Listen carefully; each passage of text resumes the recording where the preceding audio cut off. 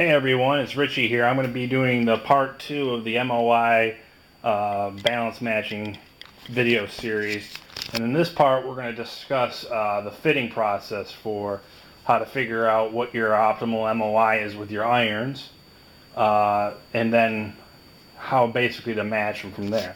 So the first step is, the process is pretty simple. What you're going to see, what you're trying to do is you're trying to figure out the right amount of heft of the club that will provide you with being able to make the tightest impact dispersion on this club face where you're hitting it.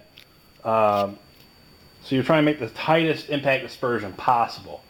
One way I kind of look at this, and people sometimes they don't really believe me that MOI fitting really could make the impact dispersion much tighter, is if you kind of think about it, how important heft is to the club. If I have something in a club that weighs about the weight of an alignment stick, so only weighs a few grams, I'm going to have a very hard time controlling that club head and where the club face makes contact with the ball. Conversely, if I have something as heavy as like a sledgehammer, I'm going to have the same issues with being able to control the club head, because in that case with a sledgehammer heavy like club, the weight of the club would be basically swinging me instead of me swinging the club. So with that, it's a pretty easy process. I start off with a 6-iron. This is basically, I just use the 6-iron. That's the standard club. That's really basically in the middle of the set. I put some impact tape on the club face, and then I'll hit 3 to 5 shots, look at the impact dispersion, and then I'll add a 1-gram strip of lead tape, which I put right here where my thumb is, onto the club. And you can actually put it on the hosel if you like, or even on the toe a little bit. It's not going to make that big of a difference as far as MOI goes. So when I add the 1-gram strip of lead tape, I put some new impact tape on, hit 3 to 5 shots, look at the impact dispersion. Then I add another strip of lead tape. So now I got 2 grams of lead tape on there. New impact tape, hit 3 to 5 shots, look at the impact dispersion. I repeat that process, probably about 7 or 8 times. So here, I did it with my Ping S55. And we'll see here on the sheet, this one, I didn't have any lead tape on there, and I go into 1-gram increments. So you can see it's not bad at 1, not bad at 2, 3 gets a little sketchy, 4 is okay, 5 was actually really good. I hit one fat. If there's one thing I would say, you're probably better off doing this on mats than grass, because if you hit one fat, the grass will show up on the impact tape. And then, so 5 was pretty good. 6 starts to get a little bit bigger. So then I said, well, basically my best ones look like number 5 and number 2, but I then started to look at it from a ball flight perspective, and I like number 5 better than number 2. Number 2 went too high, and it just didn't feel, as far as having that oomph behind it, it didn't feel like I had it with the 2-gram, but the 5-gram did. So I tried 5 again, and this was pretty good. So I said, well, let's look at 4.5. Now 4.5, this is kind of blurry, but that's because my fingerprints got onto it. But really, it's right here. This is basically where I hit 5 shots in a row, right here. So 4.5 grams of added lead tape is what for this 6-iron, is what I need. Now I needed to go out and measure what the MOI of the 6-iron is with this 4.5 grams of lead tape. So what's interesting about this is that I have not measured the MOI of this club at all. I haven't measured it with the lead tape on it or the lead tape without it, because this is the new one with the KBS shaft in there.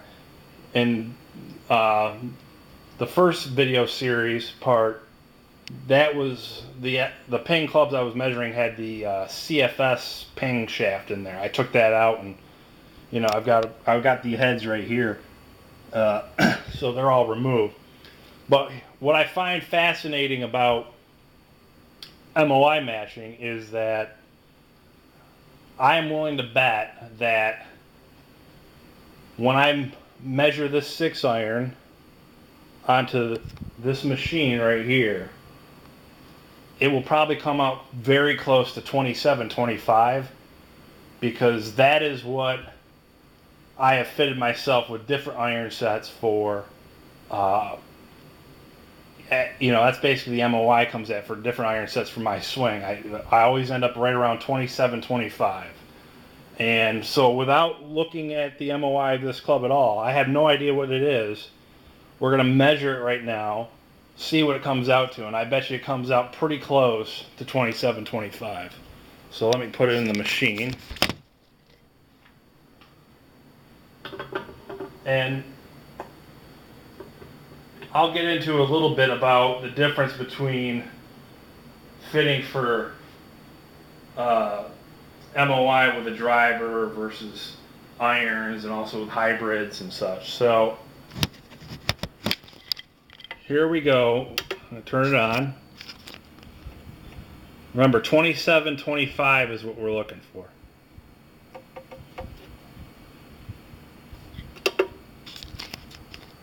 So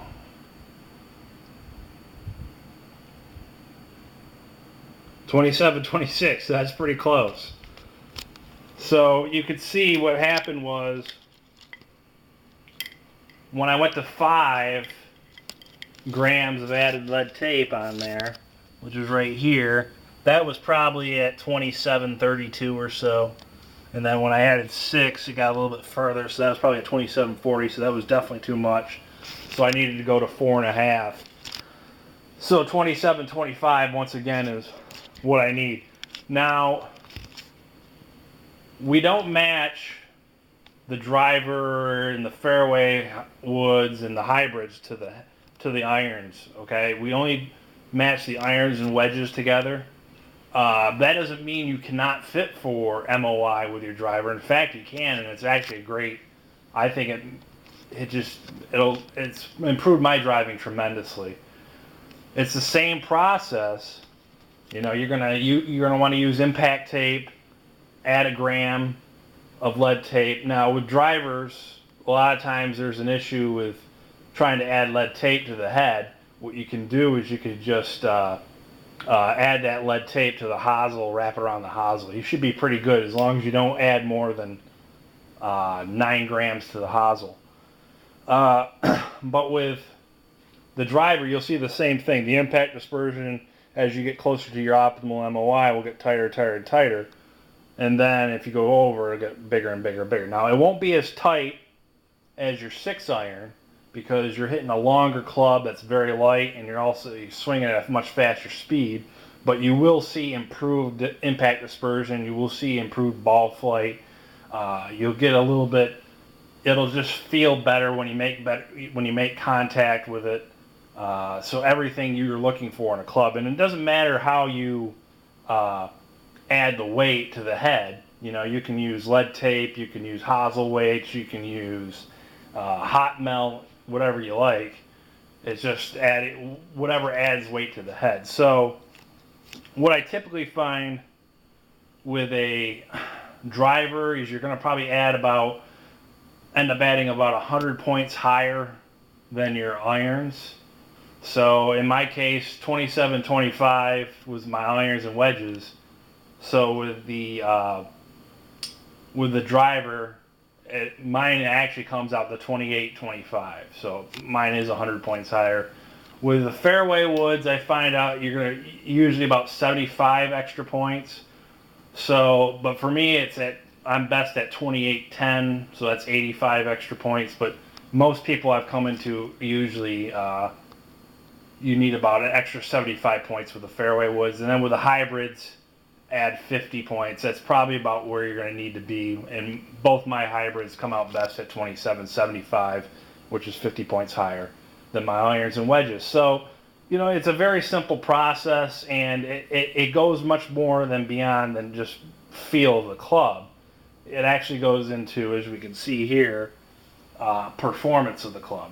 And, you know, like I say, I would probably try up to 7 or 8 grams worth, because you can see here I was pretty good at 2, and then I kind of fell apart a little bit, but then came back right around 5, and I found that my best was right at 4.5 grams. So, you know, it's a little bit of experimentation and just testing what works best for you.